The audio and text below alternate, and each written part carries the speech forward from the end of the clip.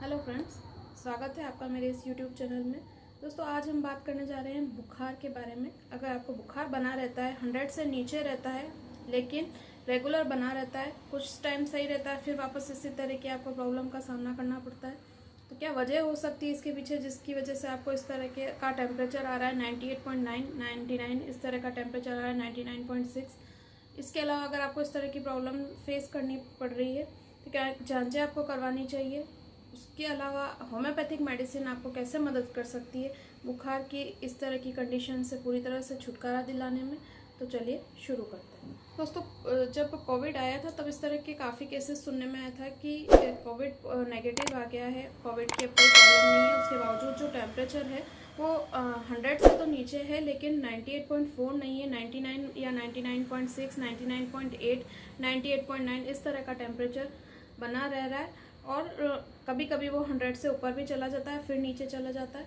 काफ़ी सारे टेस्ट भी लोगों ने करवाए और कुछ पेशेंट्स तो अभी भी ऐसे हैं जिनको इस तरह की कंडीशन अभी भी बनी हुई है और उनका जो टेम्परेचर है वो बिल्कुल नॉर्मल ना रह के कुछ थोड़ा सा ऊपर ही रहता है। तो एक कारण तो यही हो गया कि जो बुखार आ रहा है, आपको पास्ट में कोविड की अगर शिकायत हुई है, कोविड के आप अगर संपर्क में आए, उस वजह से आपको हो सकता है। दूसरा दोस्तों, अगर आपको पहले कभी टाइफाइड हुआ है तो टाइफाइड के भी कुछ पेशेंट्स ऐसे होते हैं जिसके अंदर जो इस तरह की बुखार की जो समस्या है वो बनी रहती है, यानी कि उनका जो टाइफाइडोट टेस्ट वो करवाते हैं, विडाल टेस्ट जो करवाते हैं वो नेगेटिव आ रहा है, या फिर बहुत उसका टाइटर जो है वो बहुत अब नॉर्मलाइज्ड कंडीशन पे आ गया है, या बस इतना रह गया है कि हाँ हल्का सा आपको इन्फेक्शन है लेकिन फिर भी आपका फीवर बना हुआ है, इस कंडीशन में होता है।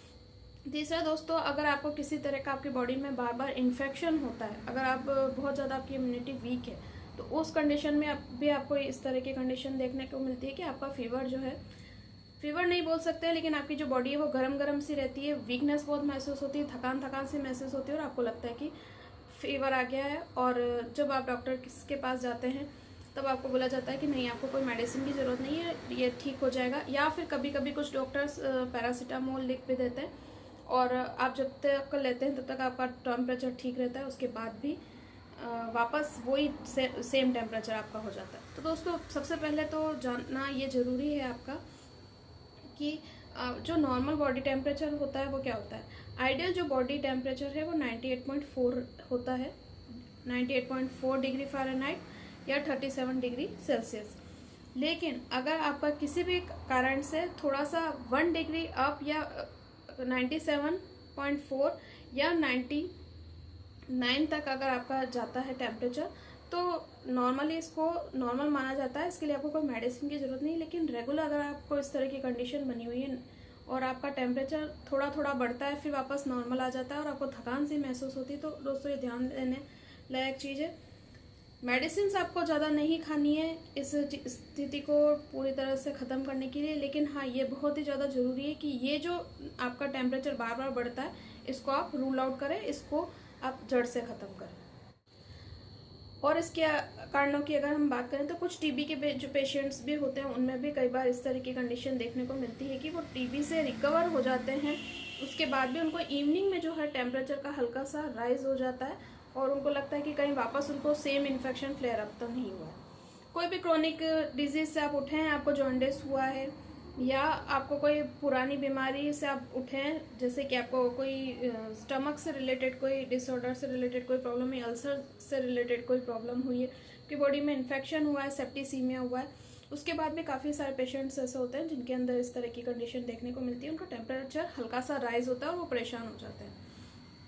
एक और कंडीशन दोस्तों आती है जिसको हम बोलते हैं एलर्जी। एलर्जी के केस में कई बार क्या होता है, पेशेंट्स की मेडिसिन चल रही होती है और कई बार ऐसा होता है कि उनको कोई प्रॉब्लम नहीं होती तो वो मेडिसिन स्टॉप भी कर देते हैं, कोई मेडिसिन नहीं ले लेते हैं और उस समय देखने को मिलता है कि उनको थकान सी महसूस हो रही है, उनका शरीर गर्म हो रहा है और जब उनका टेम्परेचर लेते हैं तो 99 के आसपास होता है और वो ज़्यादा वरी करने लायक नहीं है, मेडिसिन लेने की ज़रूरत नहीं है, यही बोला जाता है। बिल्कुल आपको पैरासीटामोल या इस तरह की किसी भी मेडिसिन की उस समय ज़रूरत नहीं है, आपको नहीं लेनी चाहिए। लेकिन हाँ, ये जो कंडीशन है ये भी पूरी तरह से वरी करने लायक नहीं है लेकिन बिल्कुल नॉर्मल नहीं है। तो ऐसी कंडीशन में आपको क्या करना है, इसी के बारे में हम आगे चर्चा कर रहे हैं। दोस्तों, इससे पहले कि मैं आगे बढ़ूँ, ये बताऊँ कि आपको क्या होम्योपैथिक मेडिसिन लेनी चाहिए या फिर आपको घरेलू तरीके क्या आप अपना सकते हैं इस तरह की कंडीशन को पूरी तरह से ख़त्म करने के लिए। पहले ये जान लेते हैं कि ऐसा होता क्यों है बॉडी में।